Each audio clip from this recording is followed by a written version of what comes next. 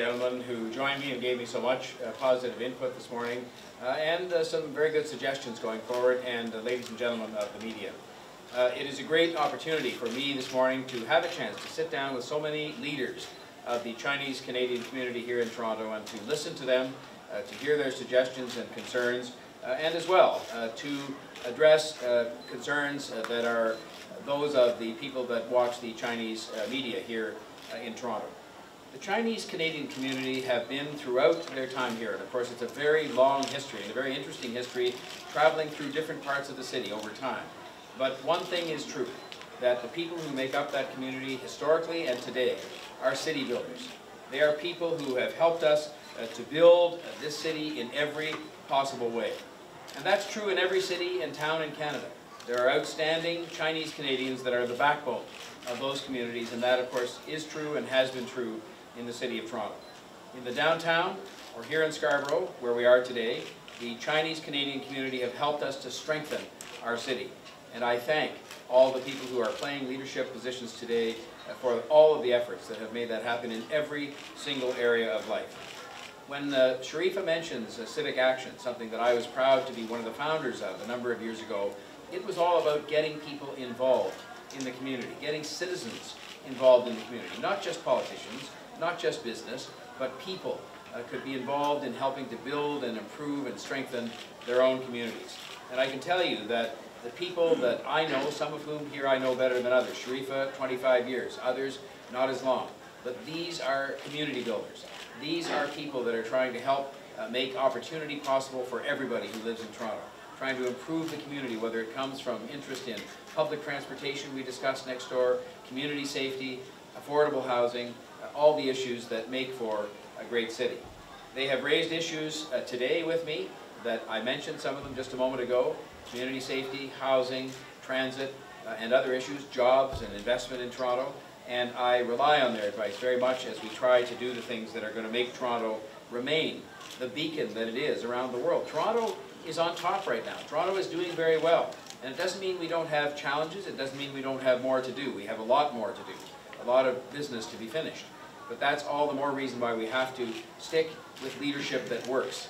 Leadership that works to get the city to be well regarded all around the world, to be stable at home, to have finances that are well managed and we keep taxes as low as we possibly can, to get the transit actually built that people need to get around in the city, and a host of other issues. And I intend to continue with these conversations as we go forward. I've committed today to continue to have these kinds of meetings if I'm given a second term, because they're so valuable. Now, another thing I shared with the group today in the room next door was this.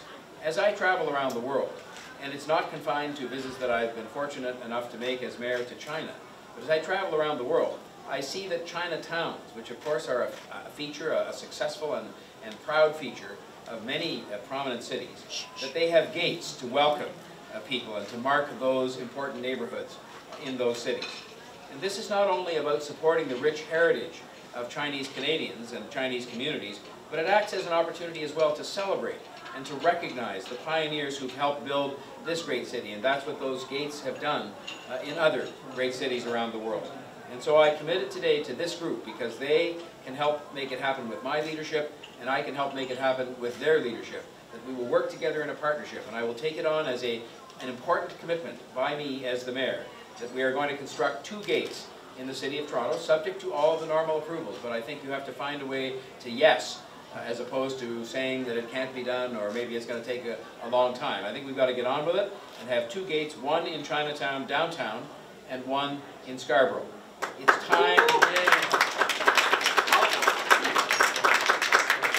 time that we had these gates for all the reasons I mentioned, as a sign of respect and recognition for our community here, but also what I believe to be something that will be two very important economic development tools. I think people from across the city will celebrate these gates, will come to see them, will come and patronize the businesses in those Chinatowns. It will lead to a greater understanding of the Chinese culture and the contribution that it's made over time in our city. And that's something you have to do in the most diverse city in the world. But the other thing I think both of these gates will do is bring tourists to the Chinatowns bring tourists to Toronto and provide one more stunning attraction in 2 different places, 2 stunning attractions that people will be able to visit. And so I'm very anxious to take this challenge on and to work with this group of men and women. And one of the people that will be taking a leadership role in that and has certainly urged me very strongly to take this up as a personal priority of mine is Han Dong. Han Dong is somebody that I work with, and as I did with Michael Chan and with Sue Wong, they were excellent partners for Toronto when they were provincial members of parliament, and in Michael Chan's case, a minister, and we worked well together on many, many things. And I can tell you right now that I will work closely with Han Dong and with all of these men and women who have been here today to get these 2 Chinese gates built. And of course I will do my part on this, which is to work with the city and with other elements of the private sector and the tourism industry and everywhere else to make sure this happens, that we get to yes, in a reasonable period of time, and not have this become one of those things that's a source of frustration because people think the idea is great but can't actually make it happen. I do not believe the election represents a time to go back to the days, for example, of endless transit debates, or where we just can't bring ourselves to get a project like the Chinese gates moved forward. I don't believe that it is a time to abandon or in any way try to alter the strong partnerships that we've built up with other governments and with the private sector and with the different communities that make this city up. I'm one of those who believes you have to earn your way to this job.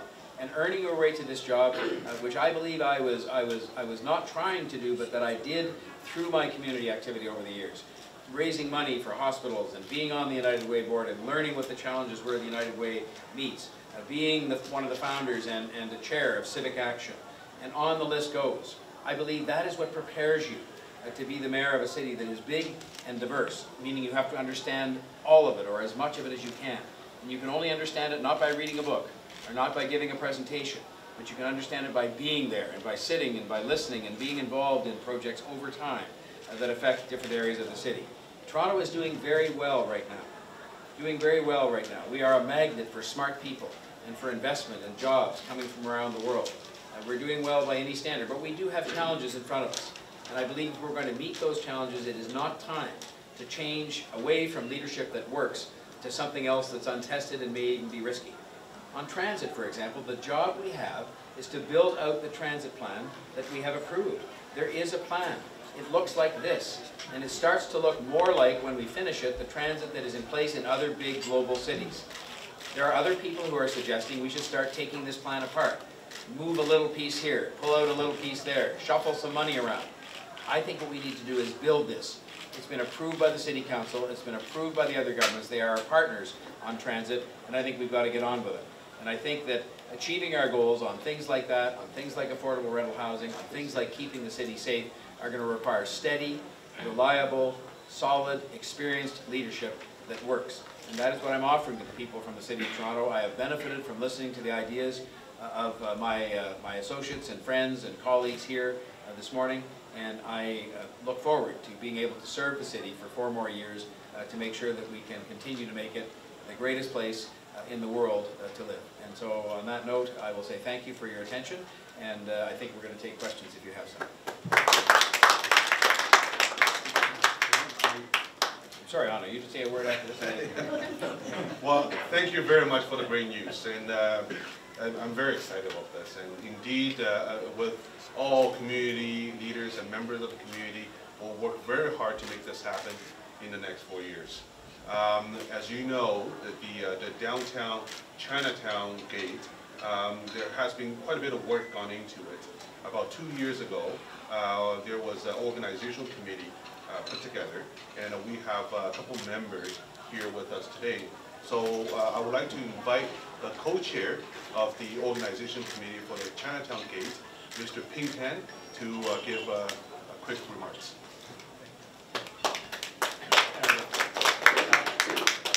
Mayor Tory, all friends, we are here to support our mayor for re-election as the mayor. And I want to say that the mayor has been a great mayor for the city, and he has brought stability to the city council, has handled the transportation well and to relieve all this problem that we have with the traffic problem and brought economic prosperity to the city. You just look at the city of Toronto, it's the envy of the world, and we have the best city. And thanks to the mayor's leadership and hard work, bringing this all about. And I'm very, very, excited and pleased to see the announcement of 2 Chinatown gates, and one will be located in Chinatown. And we have a committee that has been working for 2 years with the advice of Mr. Tong, and we have member Mr. Wei and Mr. Chen, here today as well.